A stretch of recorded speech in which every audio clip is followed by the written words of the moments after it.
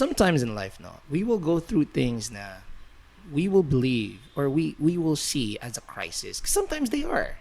Okay, depending on, kasi it's all about context. Eh. Yeah. Depending on when you are going through something, they can be a crisis. Now, the beauty of life is, tulad nga na sinabi ni Ryan, is it's a process. It's a long journey. Okay, so it's not about, it's a cliche, but I'm gonna say it anyway. It's not about the sprint. It's a marathon, no?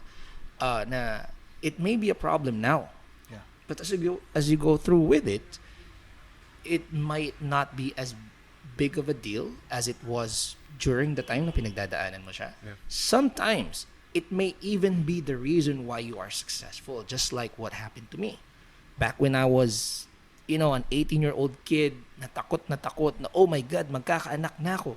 I thought my life ended. Fast forward to today, 17 years after, the best thing that could have ever happened to me.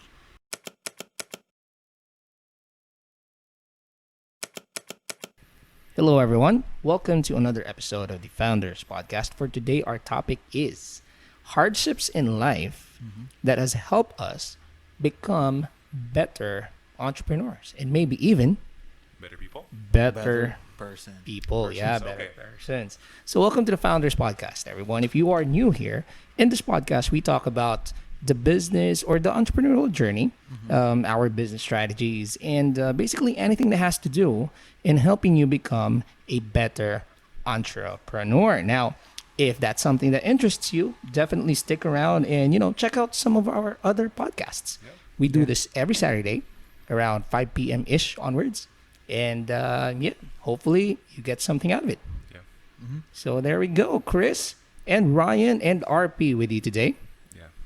Again, the topic, guys, is hardships in life that has helped us become better entrepreneurs and maybe even better people. Yeah, I think this is a very interesting topic. Yeah. Yeah, I agree. Yeah. I think it's so interesting that we should ask Ryan to tell him his Wow. story first. Right. So that is very subtle, Chris. Yeah. That is the subtlest transition No, of all time. Yeah. So sige, Ryan, since you were already put on the spot, my friend, what is Hot chick. siguro since we don't really want to take too long, let's give one particular moment in our lives, one particular hardship. Okay, Hardship. that has helped us again be better People. entrepreneurs and people. Okay, so Ryan, is there a particular experience, my friend, that you? Yeah. Hardships na. Yeah, marami akong na-experience na in life. So, I'd bet. one thing na nag-stood up na naisip ko ngayon is paano ko ba sabihin to? Hindi. Sige, kaya mo yan ba? Yeah. Andito kami ni Chris. Yeah. If you need a shoulder. Hot seat agad? Si Chris eh. Chris, makaganda rin. Sabi ni Chris, tanungin na natin agad si Ryan. Yeah. Next episode ako na ako magtatanong. Okay. Sige. So Ryan, so what's that? Take us back, my friend. What is the one hardship in your life na you believe has helped you become a better entrepreneur or maybe even person? Sige. Siguro two examples. Okay, I think. go. Okay. Mhm. Okay. Pag makulay ang buhay, maraming Dapat kasi examples. Ryan, Siguro di ba? two Two examples. examples Siguro, pa. sige, anong example na lang? Yung story na lang. Okay. So, sige, I started working at an early age. Okay. Yes. Yan, first job ko was with Ace Hardware. Yan. Okay. So, yung nag-stop kasi ako ng college eh. Second Okay. year. Mhm. Second year. Welcome to the club, right? So, nag-stop ako ng college. You're among friends here. Second year, kasi nga, ano tawag nun? Bulakbol. Bulakbol. Yan. A term that we are So- all very familiar with. Okay. Grabe. Mhm. Oh, so nag-start kasi yan at an early age. So, nung pinastop ako ng mag-work ng mother ko or ng parents ko. Mag-school, you mean? Mag-study, mag-school, yes. Mag-aral, yun. Yan, instead na maging tambay lang, yung mga ganun. maglaro ng basketball. So, nag-work ako for 6 months sa Ace Hardware. Sa Cagayan. Cagayan de Oro. Yun yung, kumbaga, isa yung hardship na na-experience ko sa buhay ko. Bakit doon? Bakit sa... Kasi, kumbaga, that time, enjoy mo yung life as a student, college. Second year college ka pa lang, kakapasok mo na ng college life. Stop ka kaagad. So, nandun pa yung, kumbaga, enjoyment sa new friends, pagiging basketball, nakilala ka doon. So, yung nag-work ako, nakikita ko yung mga college friends ko. Minsan pumapasyal sa SM. Tapos ikaw nag-work. Diba? Pero, Buti hindi humingi ng discount. meron! May humingi ng discount. discount doon sa pintura. So, yun. Fast track na lang. Yung recent was 2012. 2013. 2012, yung dito na ako sa Manila. No? Nakapag-work na ako sa BPO industry for ilang years na ba? Basta matagal-tagal na din sa BPO. So, 2012, nag-live-in kami ng wife ko. So, yung struggles nun kasi nag-aaral pa siya, medicine. So, third year medicine. So, student pa lang si Doc Steph. Yeah, student pa lang siya nun. So, nakaipon ako kasi nag-start ako ng work ng maaga, nakapag-BPO. Medyo nauubos din.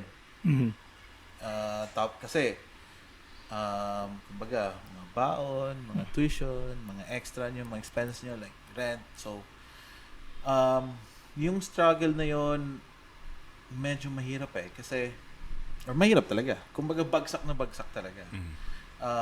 You're referring to yung normal life nyo dito? Oo. Na bukod na kayong dalawa lang? Bukod na dalawa lang. And, so, kumbaga, hindi mo malapitan yung, hindi, kasi nakakahiya din lumapit sa parents mo eh.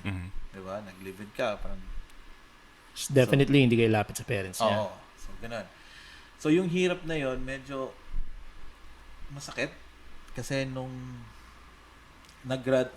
day na nag-graduation niya after medicine, so, kumbaga, nag-graduate na siya. Isa doon, wala yung parents niya. Okay? And, isang problem din doon, di ba, sa BPO, may salary date tayo. 10, 25, or 15, 30. Depende. So, 5 days pa lang bago sumahod. Yun yung graduation niya. So, yung graduation niya, di ba, pag Yung tinatawag na linggo de peligro. Oo. So, normally, pag graduate ka or graduate yung mahal mo sa buhay, dapat Celebration. Kasi, isang beses lang nangyari yan eh. Kumbaga, ng medicine, after nun, hindi naman siya mag-aaral, nagtatrabaho.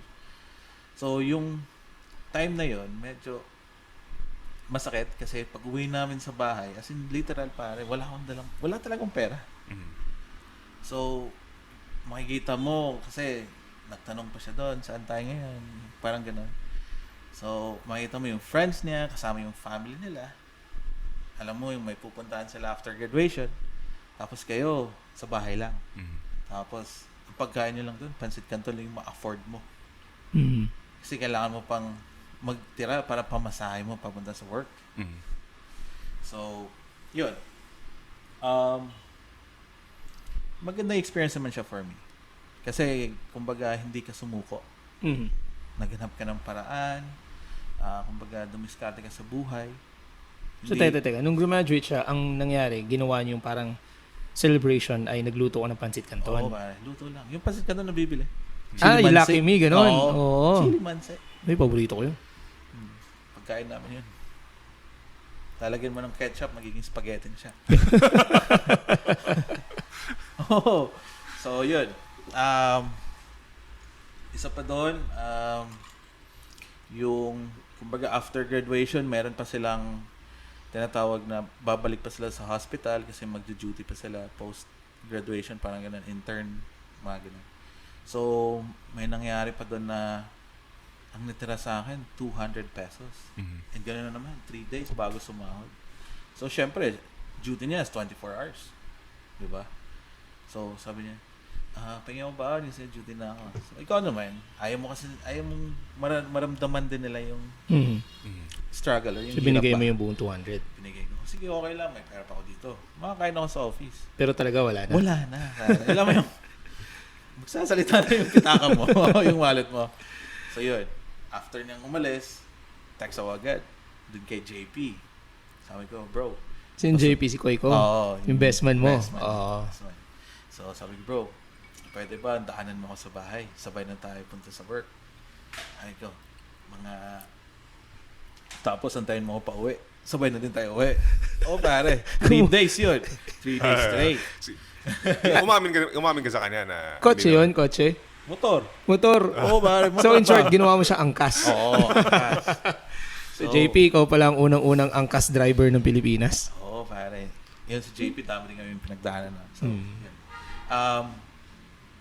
yun. Yung experience ko na yun, na makita mo yun sa mukha niya na, alam mo yung graduation, I mean, na medyo malungkot. So, yun yung ayaw kong makita ngayon.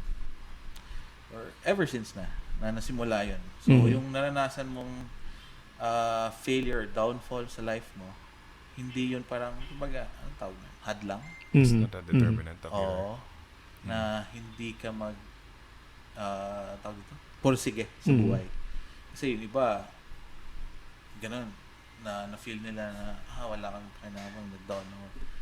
Wala na sila, hindi na sila, kumbaga, kung once na nag-fail ka, wala na sila, nag-give up So, na. kumbaga, ginamit mo yan as inspiration to bounce back. Yes. And bounce back you have, bro. I mean, look at you now. Di naman. Wala pa. Actually, yung success, di ba? Yung success is a journey naman talaga. Lifelong journey. So, ang success naman is broad word.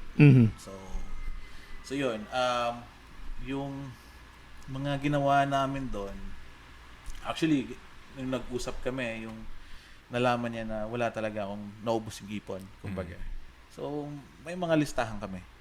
Yung anong dapat namin gawin after this year or ilang year after. Nag-goal setting kayo? Oo, nag-goal setting kami. So, ngayon, yung nakita namin, na-achieve naman.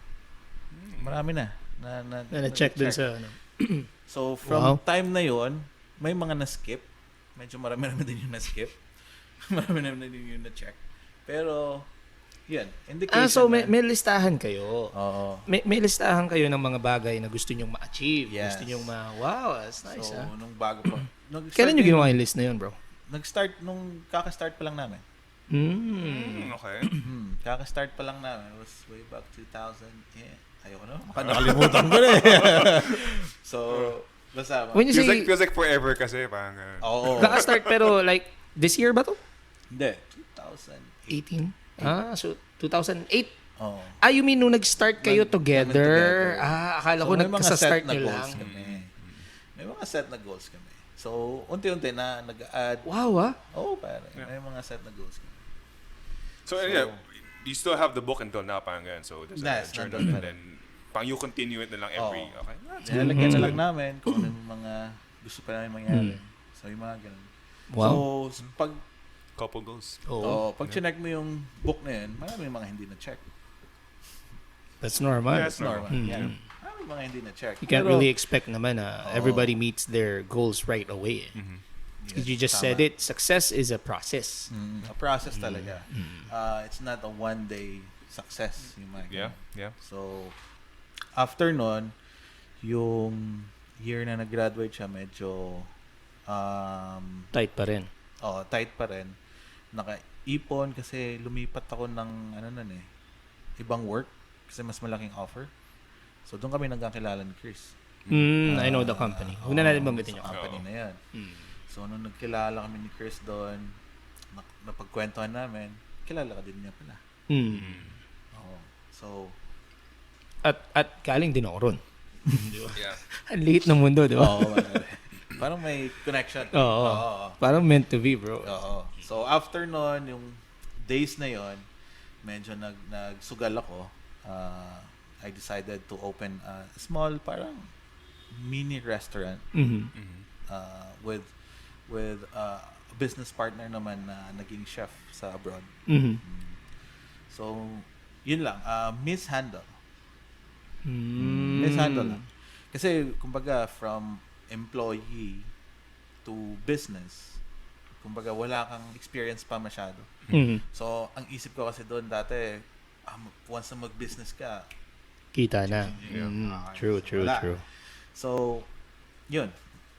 Another downfall na naman yun. Kasi, kumbaga, lahat ng, kumbaga, extra. Tatlo ng hardships yan ah. Lahat ng extra mo, binigay mo doon. Madami-dami siyang i-defend mamaya. Bakit? Tatlo na yung hardships na binabanggit mo eh. Tatlo ba yun? Hindi, magkadugtong lang yun eh. Okay. Sige. Magkadugtong yun.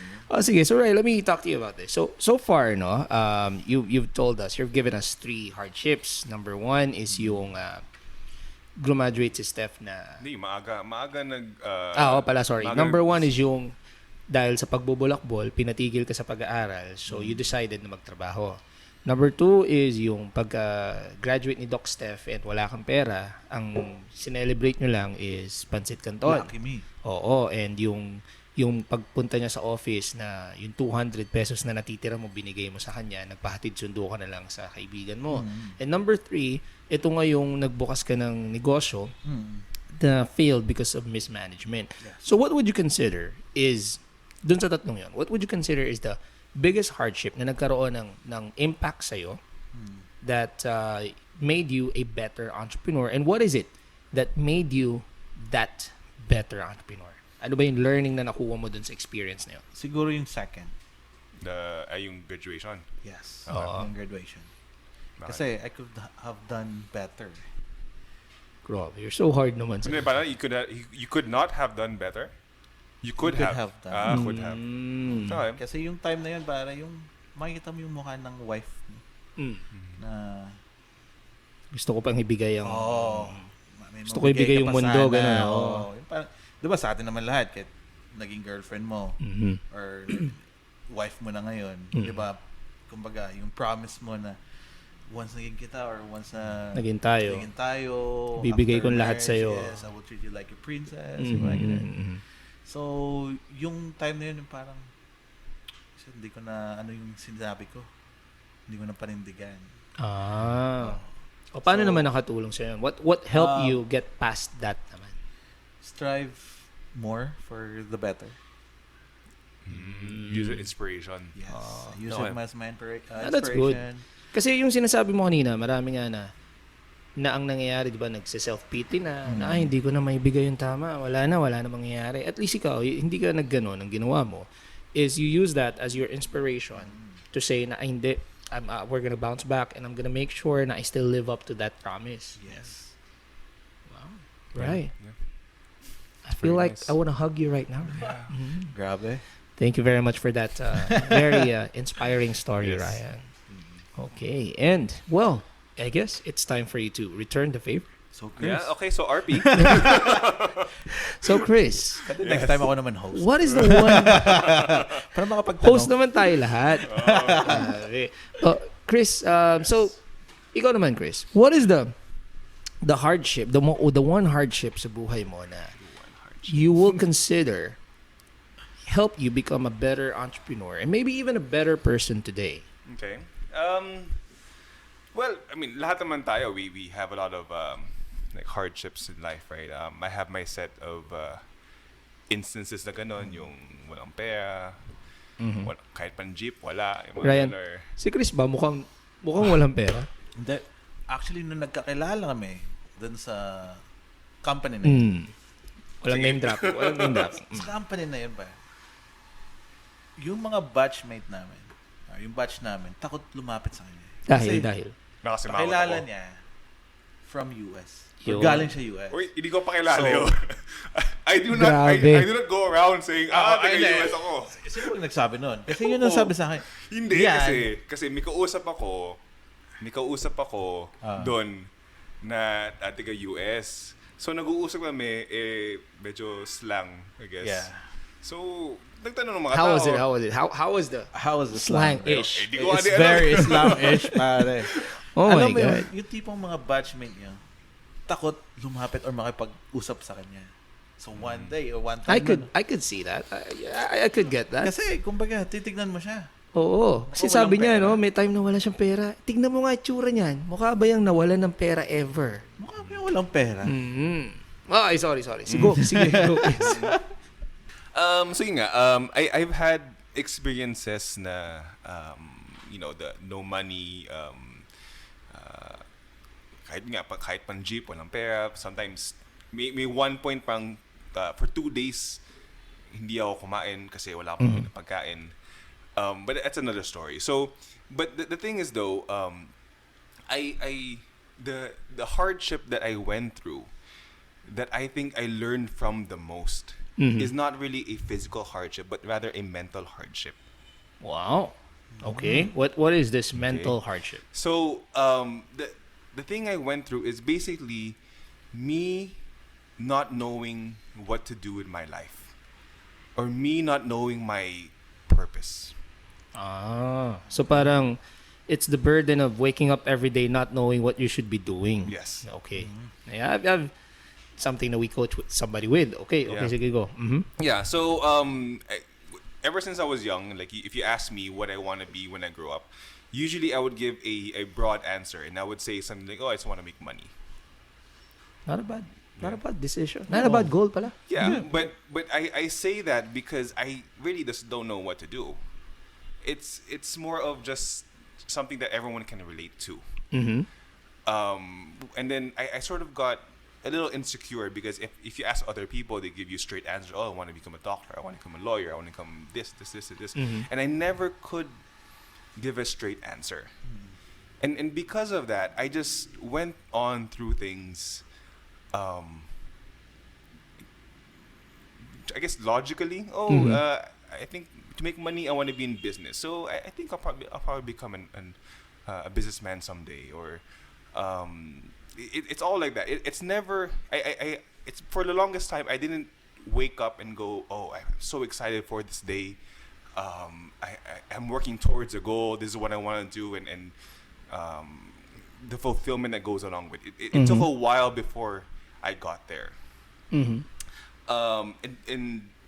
that that showed into everything I did. That's why when I went to college, I went through a period na bulakbol, right? I went through that. I went through numerous. Na laging ako yung nasisisi for some reason. They think I am the bad influence kay Chris when that's not true. There's merit to it. I know. So yun, college, and then I went to several jobs. So there's a lot, but basically what changed for me is one day I had a business idea. Right? I think Yan yung pinag-usapan natin last this episode. before. I explained this before. And that's one. It's I had a goal that I want to build this business. Pero let me ask you this first. So, being na yung hardship mo isn't exactly connected to a certain event in your life, no? When did you know that this was an actual hardship? When did you realize na this is hard, hindi ko alam yung gusto kong gawin sa buhay ko? When did you have that thought? No, it started in college. Because when you're trying to pick up a course, right? That's where you think about it. What do I really want to do in my life? Yeah, true. So that's where it starts. And I remember just picking up a course. I think I can't name the course, but I just picked up a course and go, I just want this, without even considering how would it really affect me. If I can, nothing like that. Just, this looks nice. Okay, I'll pick that. And then I didn't. I wasn't always at school, right? I did other things, and it showed in everything that I did. The kind of lost, like a lost kid or boy or whatever. And then basically it changed for me because of that business idea, it kind of allowed me to look inward, like evaluate myself. To build up your self-awareness more. Myself. And I realized when I was building up myself that I was asking myself the wrong question. Oh, interesting. What's the question? What's the right question, Chris? So instead of asking myself, what do I want to do in my life, I should be asking, who do I want to become? What person do I want to become, in the future? Wow. or right now? Good. How often do you ask yourself that question? As much as possible. So the thing is, so for now, I have a list or my ideal person I want to become. Can you give us an idea? What are the top things in that list? One is I want to become known as a person with integrity. Okay. So I would like that if you tell me, if I tell you this, you can say without a doubt that he's saying the truth because your Chris word not- is your bond. Ganun. Yes. Okay. Yes. Mm-hmm. Funnily enough, that came from an anime, like inspiration from anime. Talaga ba? Yeah. Who? What I anime? remember watching an anime. I think I forgot what anime. I believe it was. I know it was an anime, but I remember watching anime and then the main character, I'm like, I want to be like that. And then since then, I believe it was One Piece. Okay.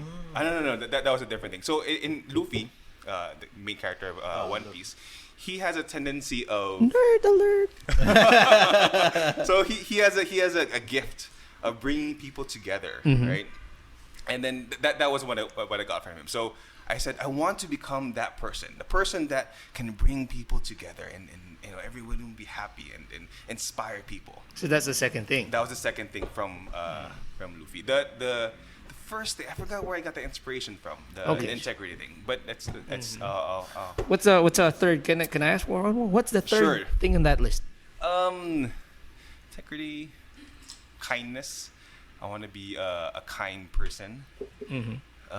Mostly because it's from my mother. So my mother's a very kind person, and I want to carry that over. Right. Is Chris kind? Yes. Wow. Yeah, nakuha ko ng goal ko. Okay. All right. So Yeah, so in everything that I do right now, I look to whether, like, before I make a decision, will this decision bring me to the person bring me- that I want to yes. And if it will, then I will Interesting. do it. That's If very I interesting. don't, then I won't. Yeah, so I think when I realized that, things got a lot easier for me. be decision wise. Not even decision wise. My when I wake up, I feel lighter. I feel happier, and then it just started getting easier for me when I realized that, when I didn't have to pressure myself into when I didn't define myself with my profession or with what I was doing in my life.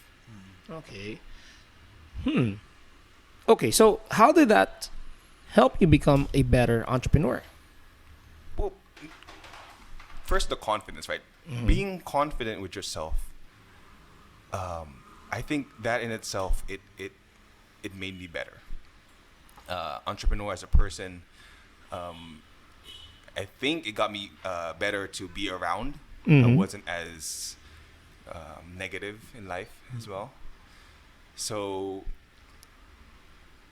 I think that's the main mental hardship that when I overcame, it defined me. It made it easier. Wow. Yeah. Okay. It's pretty cool.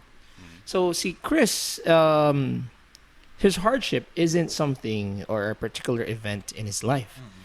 It's more of can I say self-struggle? It's more of your struggle with yourself on understanding what your true purpose is. Yeah. calling. Yeah. It was a mental hardship. It was just something I struggled with, and it overflowed with and everything else that I did. That's some deep stuff right there. Okay. Kala ko may hihirit ka pa ng kung ano ba. Okay, sige. Naka-defense pa naman ako. I just thought there would be because I've known you. Yeah. Well, I've known you pretty long 15, now. So yeah. 16 years, yeah. So I just thought that because I can think of a few things or a few events that I thought would be your answer, Yeah. but apparently they wouldn't be. So yeah, fine, okay, go. I respect that answer, Chris. Thank you very much for sharing that story. So it's Chris's battle for self understanding. Yeah. Okay. Okay, so I think the third, right, Yeah. is It's time. yeah.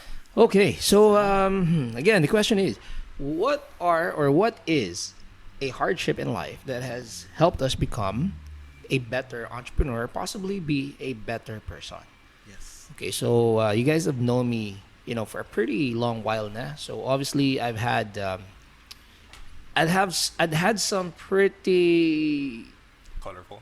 colorful moments. The one hardship in my life now, obviously, would stand out would be the day na I found out na I was gonna be a dad na. Okay, kay Koji. Yeah. Okay, so you gotta understand, this was like 17 years ago.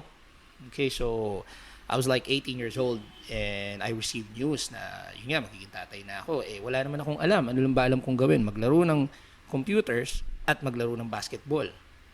Then suddenly, may kailangan na akong buhayin. Okay, I had to drop out of school. I had to try several jobs and all of that. And it was really, really hard to the point na I fell into sort of a destructive pattern na dumating ako sa point na medyo may awa, na naaawa ako sa sarili ko, all of that stuff. Kasi a lot of things weren't going my way and I was looking for something to blame. Kasi back then, I didn't really look at myself but for that person to blame eh.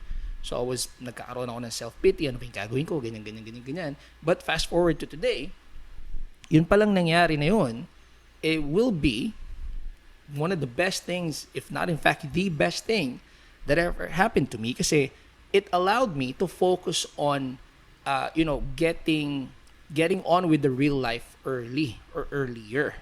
Adult Okay? life.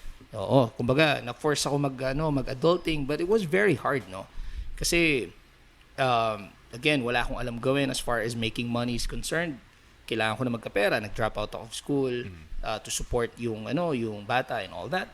Then, I didn't really know what to do. And back then, again, this was like 17 years ago.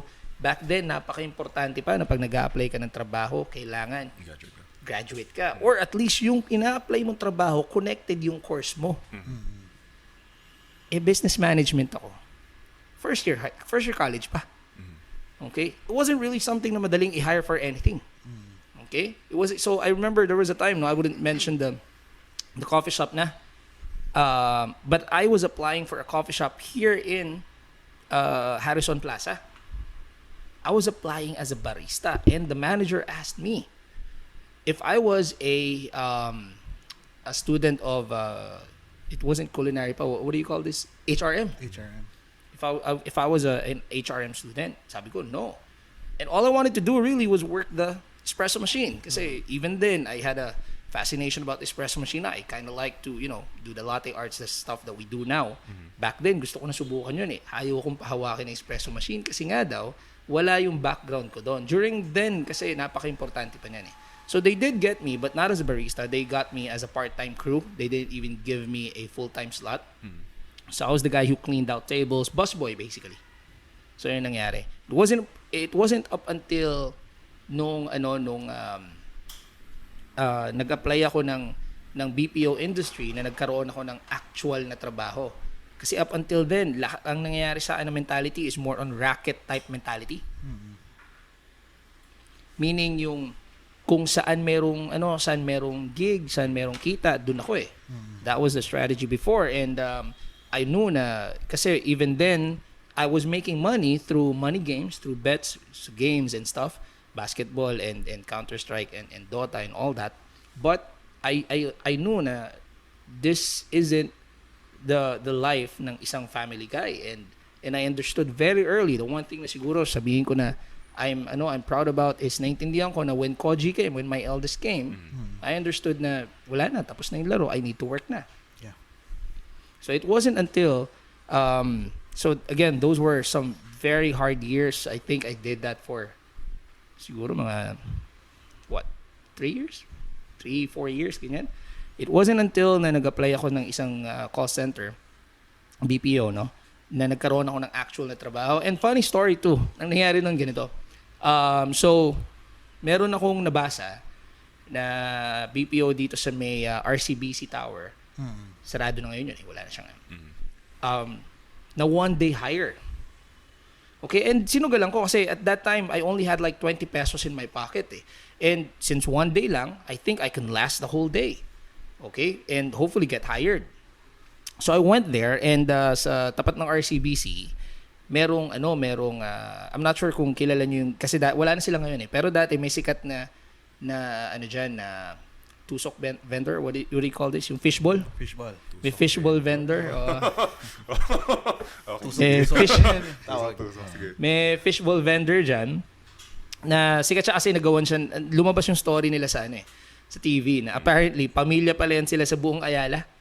Isang pamilya pala yung nag-serve ng fishball dyan. And they're from Cebu, I think. And apparently in Cebu, they have a nice house. Lahat ng mga anak graduate and all that. Pero here in Manila, nagbebenta sila ng fishball. And you know, that became inspiring kasi a lot of us, we look at pagbebenta ng fishball as a lowly job eh.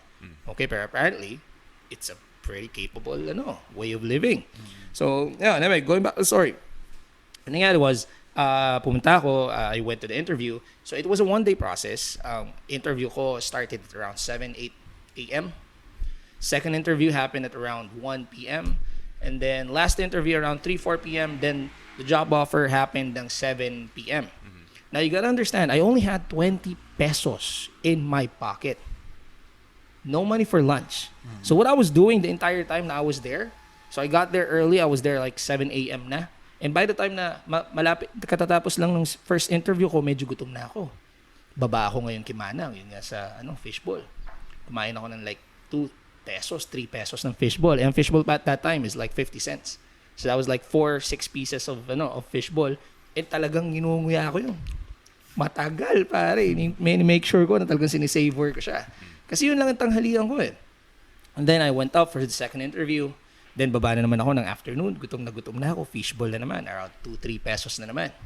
Same thing. Then I went up for the third interview. Then dinner. Same thing. Kain na naman ako ng fishball ko. And then finally, by the end of it, I got accepted. Well, at least I was told na I was gonna be accepted. And then I was waiting in the yung mga room na what do you call the offer something room? So I was waiting in the room for the job offer. And so I was there, sitting ganyan. Pumasok yung tao magja-job offer. Saan nila pag ngayon yung papers tapat niya.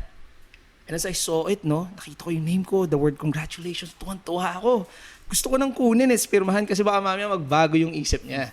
Baka mamaya biglang, for some reason, hindi, ayoko palang tanggapin tong taon to, gano'n. But long story short, natanggap ako and I was super happy. Alam mo, to the point na bumaba ako, naglalakad ako from Ayala, patawid ako ng Buendia. Lalakad ako, yakap-yakap ko yung job offer kung ganyan. Pare, kulang na lang ulan tsaka music eh. MTV na yun.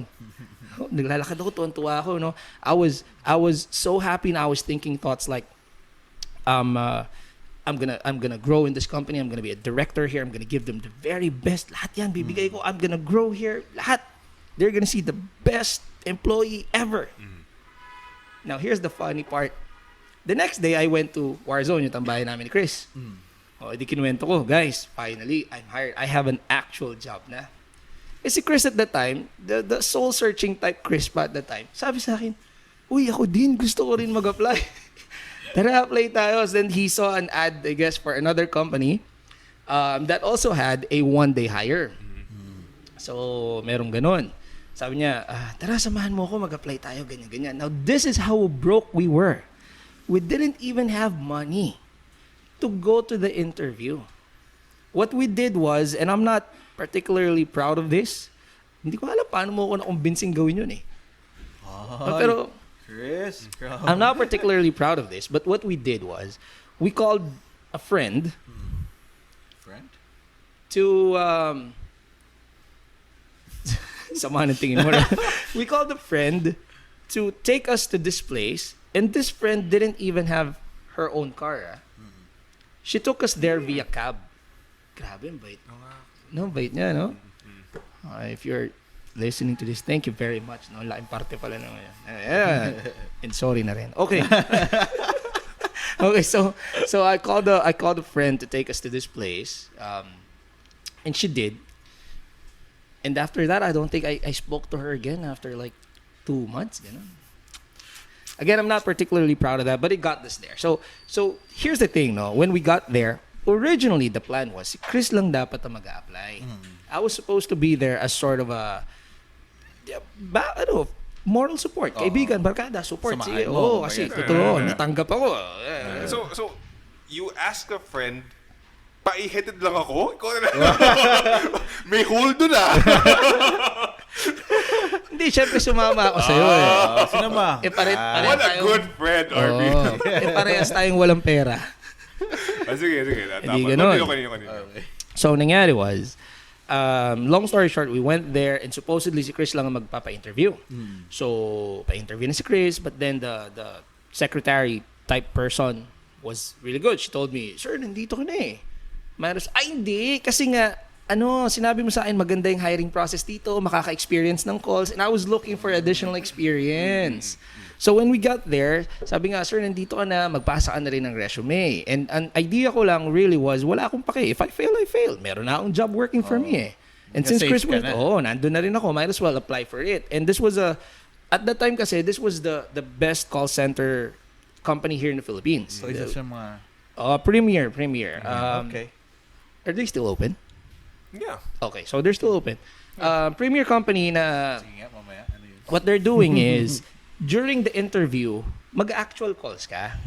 So makaka-experience ka na. Kanang call. Oo. So yun yung sinabi ni Chris sa akin. Sabi ko, sige, sama ako. Gusto ko ma-experience. Kasi nga, gusto ko pagdating ko ron, magaling ako eh. O, sige, so di sama ako. And ito nakakatuwa. Remember, the day before, I was pledging my allegiance to this company over here at RCBC, telling them na I'm gonna give you all that I have, blah, blah, blah, blah. The offer back then was 12,500. But again, you're gonna get 101%, the best employee ever. This is the best, this is the best investment you ever made on a person, whatever, blah, blah, blah, blah. The day na pumunta kami ni Criston, I was also hired. But again, I wasn't, whatever. I already have a company waiting for me. So, I'll take a look, fine. Labas yung offer. Take account. 14,500. Teka lang. So extra 2,000. You gotta understand that time, no? Back then, the extra 2,000 might as well has been 20,000 pesos. Super huge sa akin yun. Super big deal. So just like that, yung allegiance ko sa original company nawala. Pumirma ako ng kontrata rito sa company ni Chris. Natanggap din si Chris. And I started my employment journey there. Yes. Okay, and so moral of the story was because na again I got thrusted into this role very early. I had no choice but to work earlier than a lot of people. Okay, now the good thing is because I did that so early in my life, noong time na I strongly believe kaya ko pa siyang gawin. I am now enjoying my life now. So that's one of the biggest hardships, no? Kasi back then, ang tingin ko ron disaster eh. Yeah. Tingin ko ron crisis eh. Pucha, anong gagawin ko? 18-year-old kid, magkakaanak, wala akong alam gawin. Fast forward to today, 16, 17 years later, pucha, buti na lang pala nangyari yun. Katamad-tamad ko eh. If I wasn't given, any incentive to work this hard, I wouldn't be here. I was the guy who ang alam lang gawin, mag-basketball and mag-computer. Hadn't that happened, na wala akong kailangan buhayin na tao, I would have never become, what I am today. Yeah. But, sort of a funny story within that story. Balik tayo dun sa job offer sa second company. Okay. Sige. Yung kasama ko si Chris. Ano yan? So, I think I know where this is going. So dalawa kaming tinanggap, no? Nasa sa final interview room. So we were in a room, circle table, me, Chris, door, wall. And then the guy, who is a little feminine, went in. The guy who's going to offer us the jobs. The guy basically gave me my job offer and never talked to me. Wow. The entire time I was there, and it was like him and Chris. They were the only ones talking. So I was like, swerte mo nun. Wala nang interview. Diretso perma na lang. Hindi, actually, wala nang interview. Wala Yun na talaga lang. yun. job offer. Ang nangyari, that's the time na kinocongratulate ka, small talk ka, mga ganon, sinasabihan ka lang. So, oy, congratulations. So, ganito yung gagawin mo, ganyan. Bro, hindi ako kinakausap. Si Chris lang ang kinakausap. there was a certain connection in the room. Yeah. Na I was like basically non-existent. I was like a ghost. I was looking at them. Ano nangyayari? Eh ako, basta ako may offer, wala na ako. Kung gusto nyo, alis na ako rito. I don't remember it that way. So there you go. That speaks in volumes on just how charismatic Christopher is. Yun. Totoo naman yun. So yun. So yeah, there. That's my story, guys. That's the one hardship. Yeah, I guess you can call it a hardship. Yeah. At that time. Yeah, at that parang time. ganun eh. Nung time na yun, akala mo talaga, Oo. crisis na talaga. True. At that time, I honestly felt I really felt na my world or my life ended. Ang dating sa akin na, oh my God, di na ako maglalaro. Oh, wala nang basketball, wala nang games. Gumuho. Yeah, there was even a couple of months stretch na every day like 2 a.m. kami ni Chris nag-uusap kami at very early 1 a.m., 2 a.m., 3 a.m. pity party, bro. It was like me saying how unbelievably messed up my life is. Loser talk ba. I mean, I'm May ashamed. waterworks pa. Yeah, I'm ashamed to say it, but once upon a time I was a big time loser. But because of that, it did bring me to this place now, and I'm very happy. I mean, si Koji, 16 years old now, turning 17, driving na. I'm working out with the guy, and I'm really happy. Para akong may barkadang kasama. And I couldn't be more happier. Kaya nga nung tinatanong ni Chris if you can go back, would you change something? No. I have too much to lose. I mean, if I change something and mawala lahat to, hell no. Oo, baka mag-iba yung direction. So again, moral of the story is sometimes it may kasi the elephant, diba? The elephant is it called the conundrum? The elephant problem? What do you call it? Basta the thing is when you stand too close to it, you can't really see it. All you see is the elephant. Yeah. But when you take a step back, Bigger picture. yeah, you see the bigger picture, what is beside it, blah, blah, blah. So it's the elephant something. So sometimes, we look at things that because we're too close to it, it's a crisis, it's a problem. But then after you give it a couple of time, when you see everything that has transpired because of it, sometimes it may even be a blessing in disguise.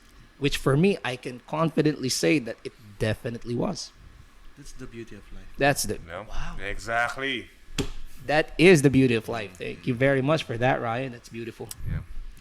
Yeah. So there. Life is beautiful. It is. Oh, so to wrap things up, guys. So we now have shared our the bleakest, some of the bleakest moments in our lives, and how we were able to use those to become better entrepreneurs and to become better people today. Yeah. Okay, so if you are to give somebody advice based on what you went through, what do you think that advice should be?